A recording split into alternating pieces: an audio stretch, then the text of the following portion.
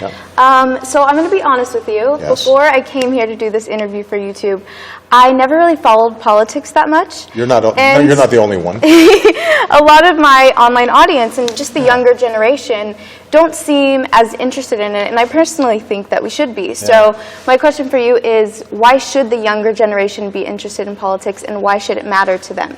Well, basically, politics is just how do we organize ourselves as a society.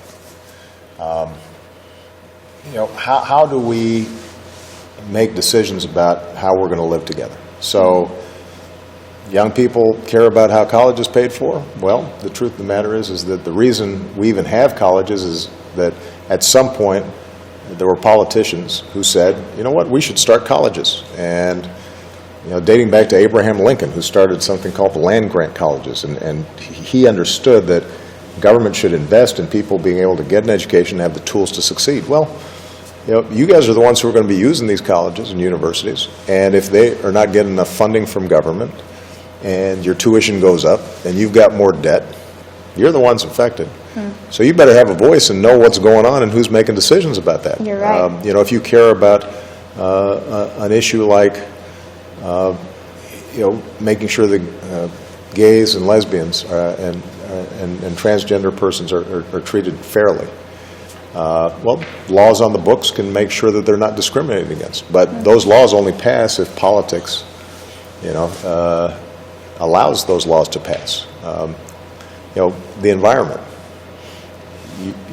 I'm a lot older than you. You're going to be around longer than I am, and if the climate keeps on getting warmer and we have more droughts and more floods and the oceans start dying off, it's going to be you and your children who are dealing with that.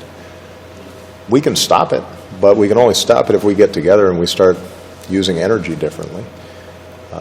And so there's no decision in our lives, basically, that isn't touched in some way by the laws that we have, and we're really lucky that we live in a democracy where our voice matters. But if we don't participate, it's sort of, look, I'll bet a bunch of your friends, it's as simple as this. You decide you guys want to go see a movie, and you got a group of friends. And somehow you got to figure out which movie you're going to go see, because not everybody's going to agree all the time. You're going to have a debate, and you're going to have to make an argument, and then eventually, so you're going to have to compromise. And, otherwise, you guys aren't going to be hanging out together too much. Well, the same is true for our country.